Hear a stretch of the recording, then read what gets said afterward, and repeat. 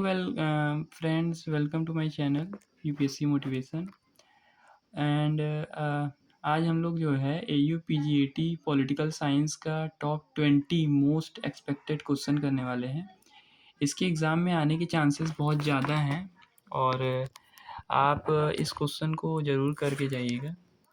चलिए चालू करते हैं। और मैंने दोनों क्वेश्चन को बाइलिंगुअल रखा है जिससे हिंदी मीडियम वाले बच्चे भी पढ़ सकें और इंग्लिश मीडियम वाले भी। ठीक है, तो आइए चलिए देखते हैं।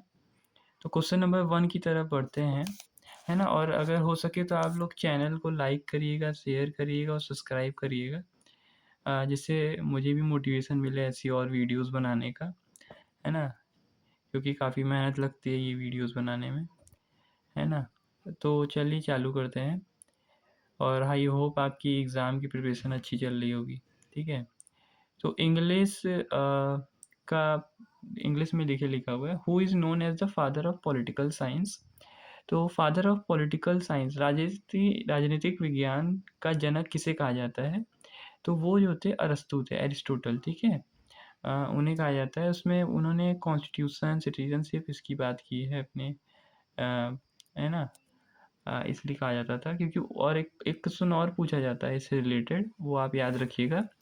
एरिस्टोटल को फादर ऑफ पॉलिटिकल साइंस क्यों कहा जाता है? इसका रीज़न ये था क्योंकि उन्होंने अपने समय में 158 एग्जिस्टिंग कॉन्स्टिट्यूशन, मतलब उस समय जो दुनिया में जितने भी, है ना, संविधान थे, 158 संविधान को वो पढ़े थे अच्छे से, फिर इसको क्लासिफाई करे थे, अच्छे से समझाए थे।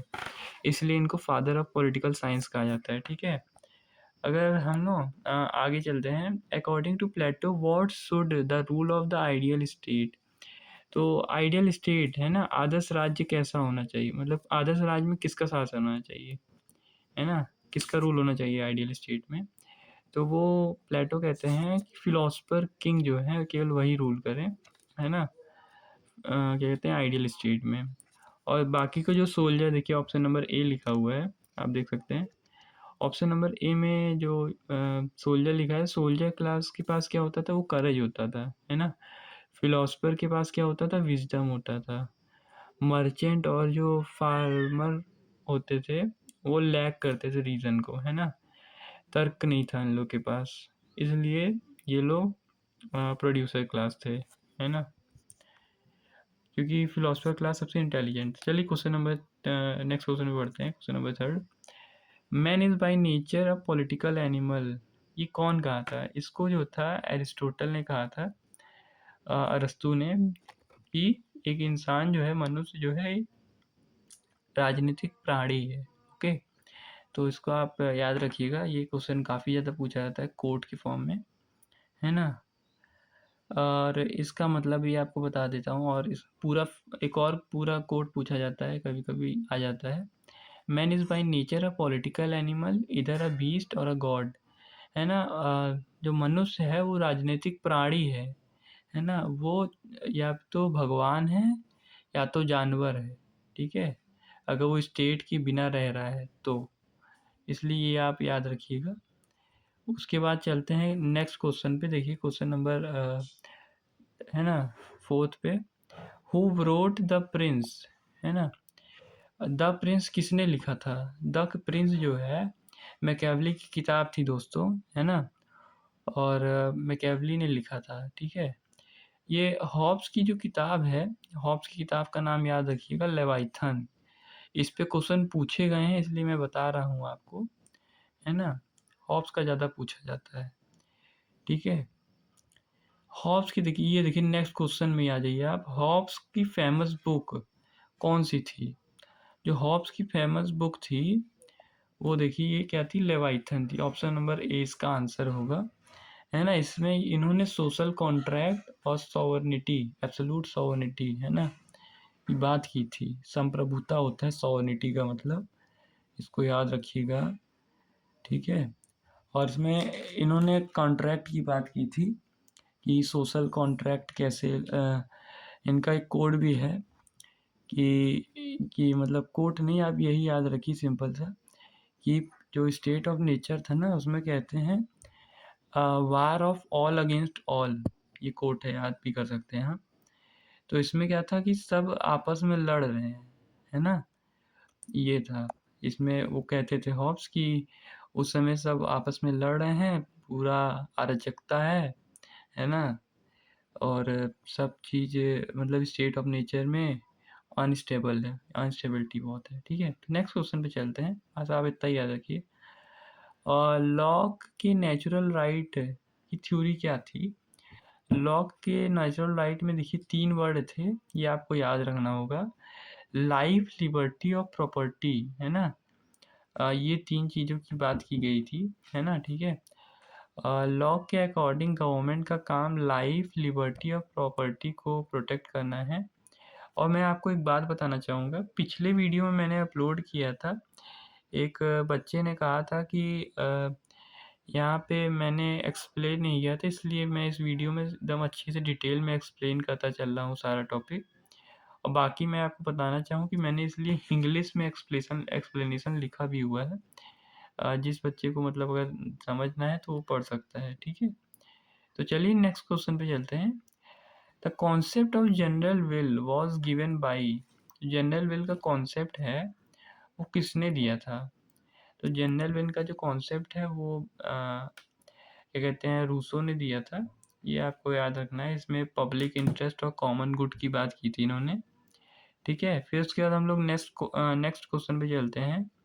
कार्ल मार्क्स की जो थ्योरी थी, है ना, वो किस पे बेस्ड थी, है ना? तो वो जो थी क्लास स्ट्रगल पे बेस्ड थी, है ना? इनके में क्या था कि कार्ल मार्क्स जो थे कैपिटलिस्ट क्लास के समय में थे ना, तो कैपिटलिस्ट सोसाइटी जब थी, इसमें क्या था कि लोग जो थे, है ना, सब अनस्टेबिलिटी बहुत ज़्यादा थी वहाँ पे, है ना?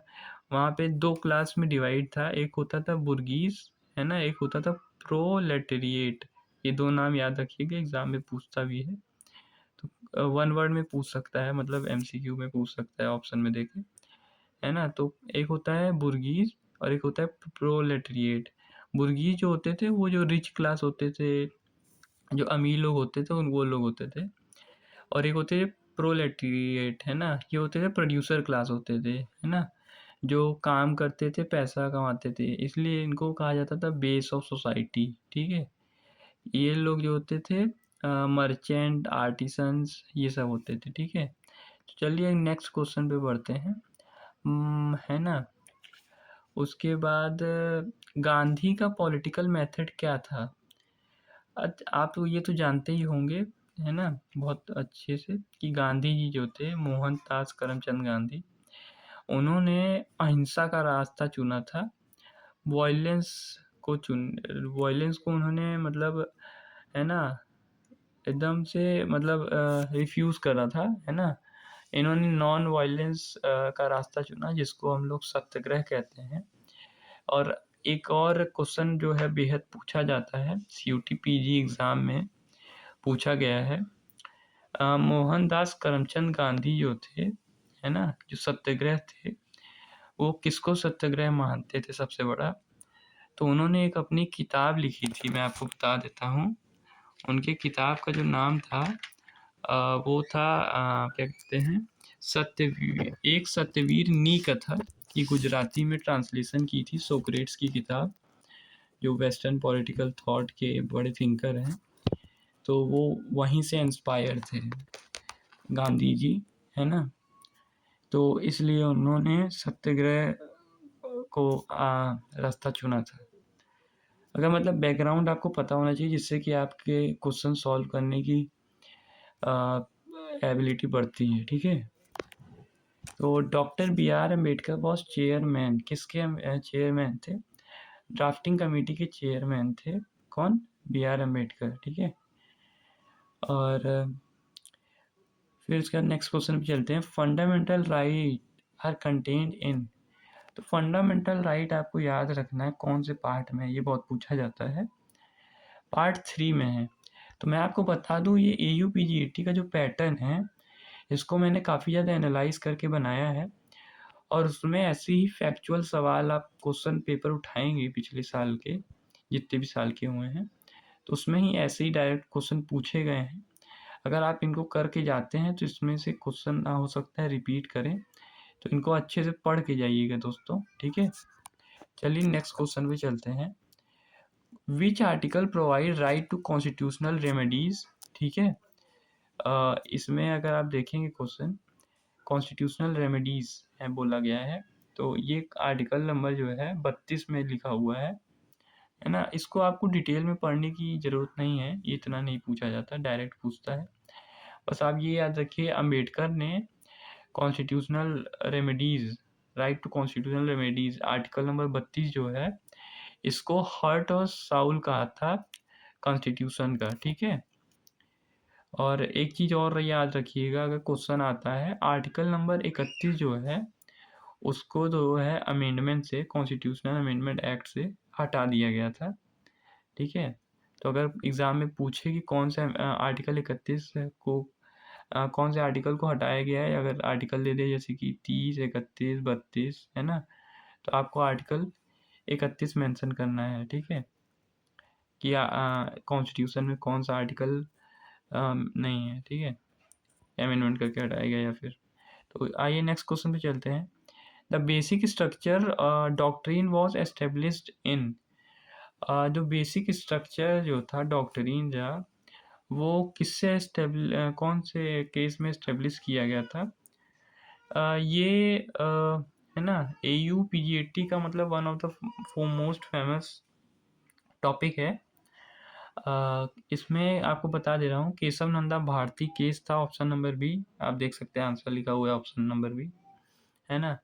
और ये AUPGAT का बहुत फेवरेट टॉपिक है ना, इससे क्वेश्चन पूछा गया है। और ये केशव नंदा, इसकी डेट भी पूछ सकता है, तो मैं आपको डेट बता देता हूँ। केशव नंदा भारती केस का 1973 डेट है, लिख लीजिएगा अपने नोटबुक में, ठीक है।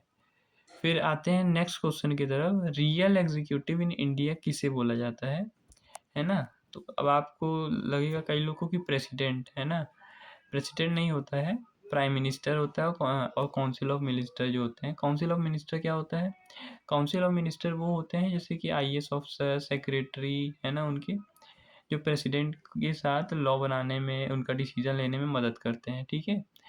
तो ये याद रखिएगा। और प्रेसिडेंशियल सिस्टम जो है, ये भी पूछ सकता है आपसे, तो ये USA में होता है। इंडिया में जो है पार्लियामेंट्री सिस्टम है, आप ये भी याद रखिएगा, ठीक है। तो चलिए हम लोग नेक्स्ट क्वेश्चन के तरफ चलते हैं, है ना। पैसे और ये वर्ड भी याद कर सकते हैं इस क्वेश्चन में आप। प्रेसिडेंट जो होता है नॉमिनल एग्जीक्यूटिव होता है, और जो प्राइम मिनिस्टर होता है वो रियल हेड होता है, ठीक है दोस्तों। फिर उसके बाद चलिए नेक्स्ट क्वेश्चन पे बढ़ते हैं। 73rd कॉन्स्टिट्यूशनल अमेंडमेंट जो था, वो किससे रिलेटेड था, तो वो आपको बता देता हूँ, पंचायती राज से रिलेटेड था, ठीक है। फिर इससे एक और क्वेश्चन पूछा जाता है, मैंने कल की वीडियो में कराया होगा, वो आप देख सकते हैं। पंचायती म्यूनिसिपैलिटी वाला जो दिया हुआ है, वो कौन से है ना, मुझे कंफर्म नहीं है, लेकिन ये 74th कॉन्स्टिट्यूशनल अमेंडमेंट में है, हुआ था म्यूनिसिपैलिटी, ठीक है, ये याद रखिएगा। आर्टिकल 356 डील विथ, है ना, किसके साथ डील करता है, किससे संबंधित है आर्टिकल 356, तो इसको आपको याद रखना है। प्रेसिडेंट रूल जब लगाया जाता है ना। देखिए इसमें होता क्या है ना, स्टेट में कॉन्स्टिट्यूशनरी मशीनरी फेल होने पर प्रेसिडेंट रूल लगाया जाता था, ठीक है। क्या कहते हैं, जैसे कि बांग्लादेश में लगाया गया था, है ना, मिलिट्री रूल, जब प्रेसिडेंट वहाँ का, प्राइम मिनिस्टर जो थे ख़त्म हो गए थे, मतलब, है ना, इस टाइप से भाग गए थे, तो ऐसे ही लगाया जाता है, ठीक है। तो who gave the concept of political system, जो पॉलिटिकल सिस्टम है उसका कॉन्सेप्ट किसने दिया था, तो इसका कॉन्सेप्ट जो था डेविड ईस्टन ने दिया था। ऑप्शन नंबर बी आंसर आपको दिख रहा होगा स्क्रीन पे, ठीक है। तो इसको याद रखिएगा, काफ़ी ज़्यादा पूछा जाता है, मैं इसको एक्सप्लेन कर देता हूँ आपको। डेविड ईस्टन का जो कॉन्सेप्ट था, ये क्या था कि इसमें जो सरकार है ना, सरकार को हम लोग चुनते हैं। एक तरफ होता है इनपुट, इनपुट मतलब हम लोग सरकार से क्या डिमांड करते हैं, ठीक है।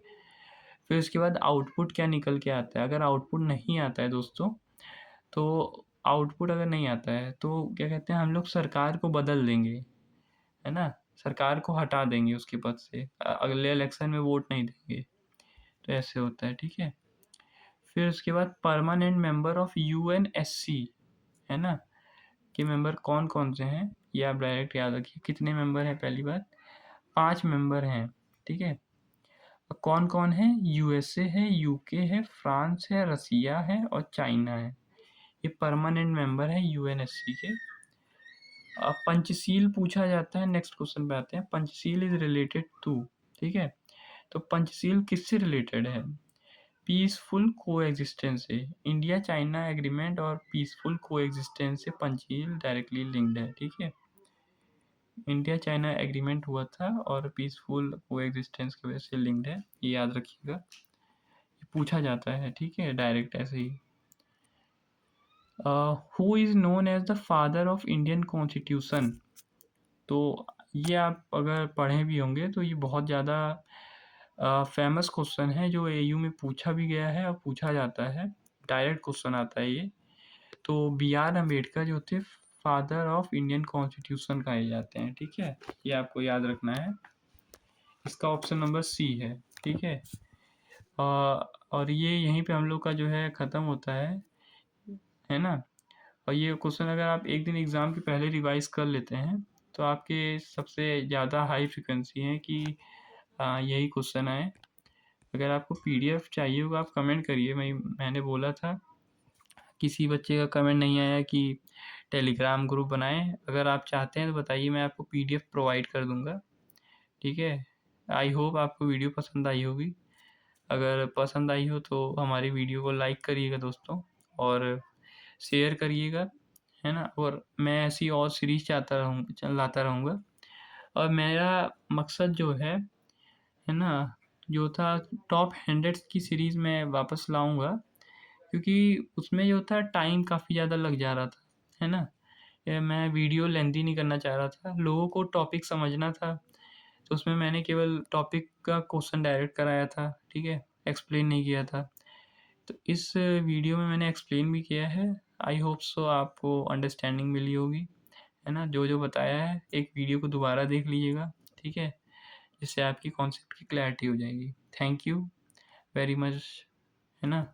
चैनल को सब्सक्राइब कर लीजिएगा अगर आप मेरे चैनल पे आए हैं तो।